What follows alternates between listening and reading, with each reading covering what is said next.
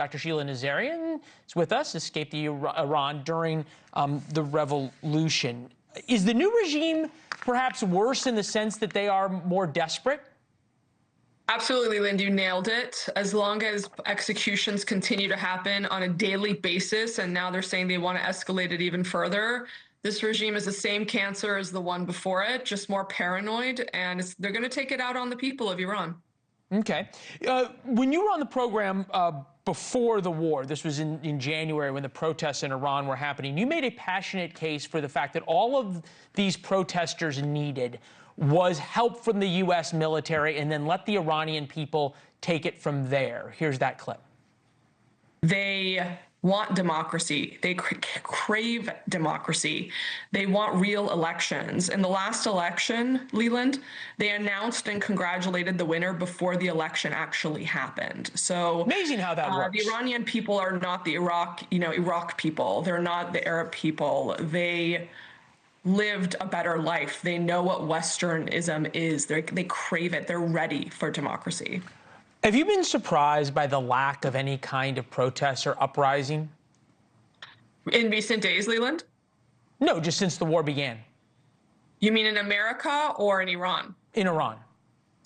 There were uprisings. 45,000 of them got shot, in whether they were on the streets or being helped in the hospitals.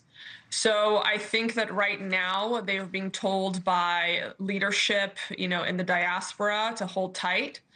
I think that it's stupid for them to run into bullets, Leland. What are they supposed to do? They're like you and me. They have kids, they have jobs, they have lives, they have an education.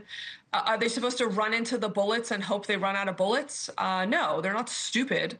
So I think that until the regime is severely weakened even further, until they get their hands on some guns, it would be suicide for them to go out in the streets at this point. So you don't think it's fair for people watching at home to say, look, time has come to end the war because the Iranian people, even those in the border regions, aren't taking up arms. Even the Kurds in the northern part of Iran aren't taking up arms against the regime? I think the Kurds are afraid that this regime is not going to actually change, and they'd rather keep the status quo and be uninvolved. The people are in wait. This is what I hear. They're waiting for the call to be told, okay, now's the time. And it's going to be messy, Leland. I don't think we're going to go from this regime, this monstrous Islamist regime, to democracy in one fell swoop, right? It's going to be messy. There's going to be a fight, but there has to be more fragmentation at the top, which I'm hearing is actually happening in Iran at this point.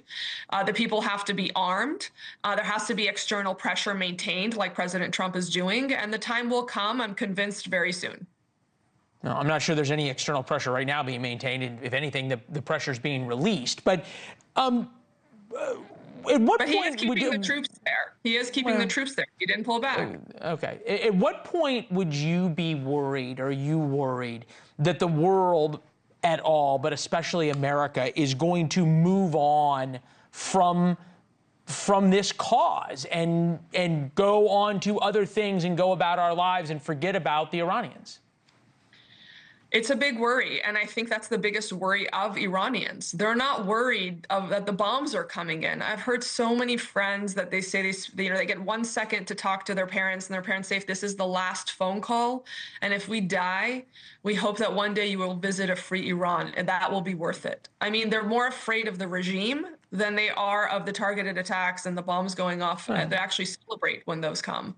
So it would be a complete humanitarian disaster, Leland, for us to leave this regime in place. And I love President Trump, but we have not seen regime change yet. Let's not mince words about that. We have not. I used to say I was a lot more scared being in Israel when Hamas was firing at us because they were trying to hit civilians, and I was in Gaza because the Israelis didn't. But that's beside the point. Sheila Nazarian, thank you very much. Appreciate you being with us. Speaking of this issue, negotiations with Iran are 2 days away. So could President Trump restart the war with Iran even if he wanted to? I'm not sure he can.